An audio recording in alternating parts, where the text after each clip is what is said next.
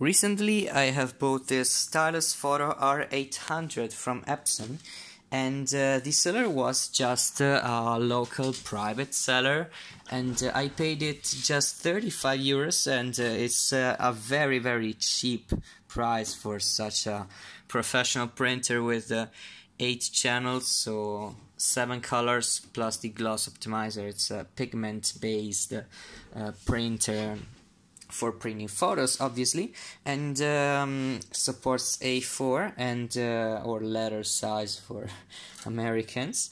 And this printer has a pretty sad story. So the pretty sad story is that it has been bought as new from the actual seller, and he was using it to print a lot of photos with OEM cards, and he was just printing a lot of photos, and that's fine. But a few months later, just maybe 2 months later, realized that he hasn't any pictures to print anymore, or just a few per month. So every time he was starting at the printer and printing something, he had to do 1 or 2 cleaning cycles because the head was clogged for the neglectment of this printer. I don't know if I can say that. And well, it arrived at a point where the cartridges were so expensive that he couldn't afford them. So this printer has been thrown into a second room, and was shut down for several years actually of unused. And this printer, obviously, I expected it. It was just clogged, and it came with the printing CD tray and the installation CD. Also with a red cartridge, just 20 years of cartridge. And this printer was in these conditions actually. So I powered it on, and it has the cyan cartridge empty. So I just powered it on, and I will let you see actually the inside now. And the problem is actually here. So when I turned on the printer, move please, that's fine, you can see here there's the purge unit. I will just move the printhead now to let you see the purge unit after it finishes the initialization. Okay, so just move the carriage.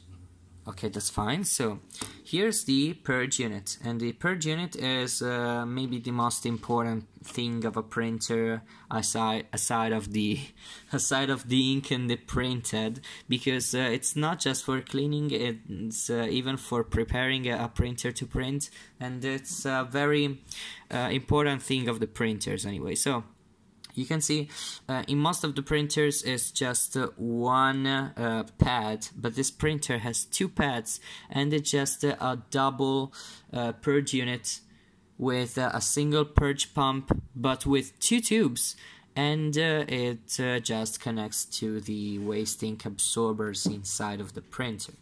That's it. So yeah, what could be wrong with this? When I looked at it, it was completely dirty, but so much dirty that every printer that I have repaired didn't have a so dirty purge unit. Even the Canon IP90s, after 5 or 6 years of unused, they are not at that point. So here you can see this part of the pad, so the left part, was extremely dirty. I wasn't even able to see the rubber material that seals the printhead against the pad itself. It was completely full with yellow and cyan pigment ink, so it was very dirty. But the other side, at the other hand, was pretty clean. So after around 100 milliliters of Windex, I would say Windex because you don't have Quasar in the other states, but it's the same thing as Windex. And after around 100 milliliters of Windex and maybe 50 or maybe more straps of paper towels, I was able to get these pads perfectly clean. So what I have done, I have deposited some Windex there and moved the head on its parking position and powered off the printer so that the Windex was in direct contact with the printed nozzles. So that's it. And at this point I powered off and I was looking just for a cheap cyan cartridge to take inside here. I was looking just for a deal because these cartridges are really expensive. It's just 20 euros for a single cart, and it's a very high price. So I don't want to use compatible cards on this, and I don't want to refill this because I have some pigment inks, but they are not photo pigment inks, they are just office pigment inks. So I think they are the same, of course, I think they are the same, but I'm not sure, so please. I just wanted to be OEM, so that's it.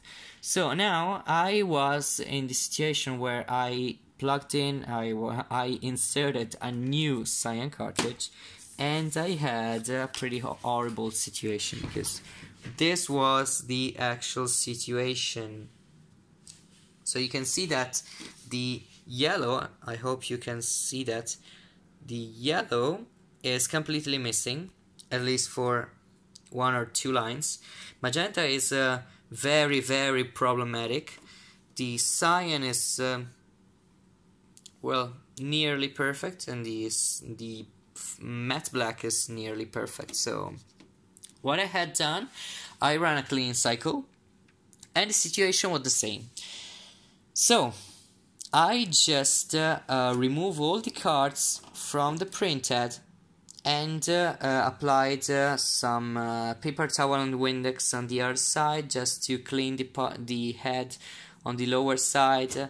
Then I reinserted the cards, take the head back, do a cleaning cycle, and the situation was the same. So I just remove all the cards and flushed actually the head.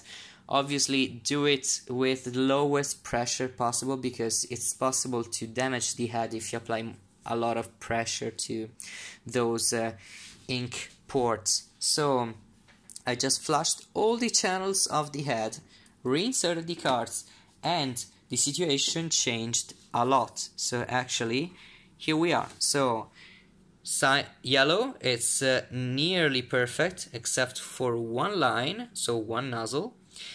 Magenta is perfect, cyan is perfect, matte black is perfect, and the other 3 are nearly completely missing.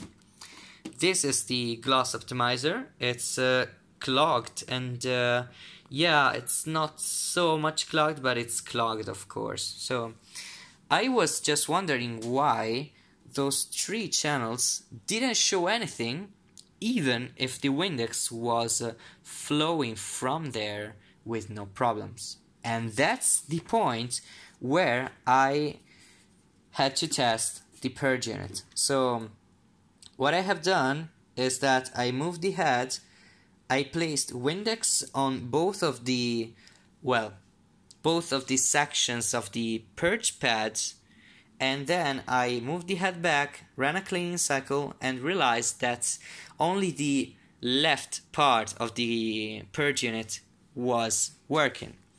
So that's the case of a printer not printing 4 out of 5 lines. Maybe it's not a problem of the printhead, and I would say mostly it's not a problem with the printhead. So be careful when you do this. Be careful not to run a lot of cleaning cycles, because it could be that it's not the printhead to be clogged, it's the purge unit that it's not working. So now I will show you how to clean the purge unit, even if I have already done this, because I will show you after cleaning the purge unit, what the situation was. So this was perfect. Photo black, red, blue, and gloss optimizer. It was nearly perfect. It was really nearly perfect. So what I have to do now is show you how to clean the purge unit. So now I will move the head. This is the first thing that you have to do. This applies, I think, also to the 1800 because they have the same printhead, same cartridges, and well, maybe same printhead, I should say. And after you have moved the head in this position, you have to unplug the printer from the back. And I cannot unlock the printer by hand because this printer is pretty different from the others. So if you rotate that gear there, it doesn't unlock anything. So that's it. So now I will close the covers and rotate the printer. We have to remove 3 screws from the back. Here you see that the 3 screws are one at the right, one at the center, and one at the left. So as you can see, after removing those 3 screws, this sort of back plate comes right off. So you just have to remove it, and then here you can find a flex cable that you have to remove. So pay attention because this part is very delicate, so you just have to pull a bit and it will come off. So you don't have to flex it too much. It's very delicate. So now you have to remove this screw at the right and this screw at the left. After doing that, you have to open the printhead cover and you have to remove these 3 screws at the front of the printer. Now it's where it gets a bit tricky to me because with one end it's very difficult. You have to insert a flat screwdriver inside here, and at the same time, I will try to do it, but it's very difficult for me. You have to take this part out and pull it up. It's impossible for me with just one end. Okay, I have done this. So now take something in there so it doesn't close and do the same thing at the other side of the printer. Now that you have done that, you have to move the printer from a side, and here, there, you can see there's a latch. You have to detach this one and this one on both sides, and then the top cover will come right off. And now just remove the top cover, so like this. Take this apart, and now we are inside of an R800. So move the head on the other side of the printer, and this is the purge unit. Here you can see 2 tubes.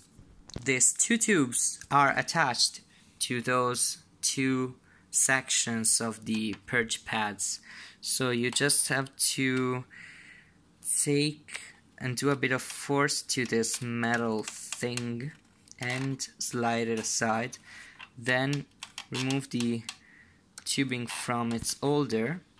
Do the same thing with the other one. So take the iron thing aside and then take it out from its holder.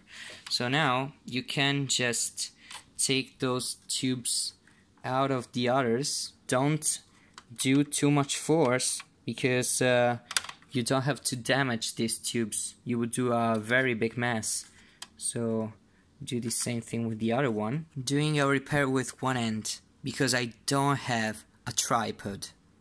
So you have to stick a syringe in that tube, take another syringe with Windex and take it on the pads like so, and then pull it back. You can see now this is the left pad and it's the one that was working. Then do the same thing with the other one like so, and you can see now I have sucked all the dirt and ink that was inside here. there's a chance, and it was my case, that you won't be able to do this because the clog, it's so stubborn that you cannot really suck the dirt out. So what you have to do is take some paper towels on the purge unit and gently push this just a bit, not too much, because as always you're working with a very sensible part of the printer, so you don't want to damage it. So after when you press it down with one hand, you just inject Windex with the other hand. So you can see now I have captured the dirt out. So you could be in the position that you have to do some force because the tube is very clogged, but at the end you will be able to unclog this. So after we have done this, are we good to go, right? Wrong, because if that tube was clogged, there's a very high possibility that even this tube is clogged. So just take a syringe with Windex and try to inject just a bit of Windex inside, just a milliliter or so, because you don't want to just overcharge the waste ink absorber inside there, because there's a counter that counts the amounts of the liquid that goes inside there. If the amount of liquid that goes inside there is too high, the ink will flow out, so you just don't have to do this. And just to give it advice to you, if you have cleaned one of this, just clean the other two, because yeah, it won't be just as stubborn as the other one, but maybe it has a really slight clog and it will clog soon. So just clean them. So you are here, you have your printer completely open. It's just an opportunity to clean the whole printer. So just watch it and see if there's something you can do. Other things that you can do is that if there's a lot of dirt here, you can actually clean it. If this side of the printer is dirty, as in this case, you can deposit some Windex here and tap it with some paper towels just to clean it. Another thing that you can do just for maintenance is this: move the head by hand. Do you see any resistance? It's just a slight movement, or it's just a hard movement. If it's just a slight movement as this, you don't have to do nothing. But if it's a hard movement, it's just a good way to lubricate this part of the printer, because this is what often is responsible for a misaligned printer. Yeah, it is. Even for Epsons, even with the high-end Epsons, and even with the newer Epsons. And after that, you can just reattach the two tubes to the others, then take them inside of the plastic holder of the printer, like so. Then you can close the printer and run a cleaning cycle, and you're pretty good to go. Just another tip: when you close the cover of the printer, pay attention to the flex cable, because it mostly goes like this and you will break it. You just have to take it inside of the printer, so like this. You just have to take it inside here, and then you have it right here. So you can actually now close the printer. And then also the other side. So pay attention not to break these latches, because they are very delicate too. So now you can actually take the flat cable and take it inside of the printer main board again. Now you can take those two screws here again. Now you can take in place the back plate and take those 3 screws inside again. Now, as before, open the cover and insert those 3 screws that we removed before. And now you're pretty good to go. So I'm not using this printer now because this printer is a very professional one, and I'm not too much into photo printing. I'm just into printers repairs, so I will just sell it, and I think I will sell it around 250 euros, and thinking that only the printer is 300 and more. Anyway, this is what the video was, so the repair of the purge unit of an R800, and as always, as I said before, I think it's also for the R1800, but I'm not sure, so just tell me in the comments if it is. So have a good time with your R800 and every other photo printer, and bye bye.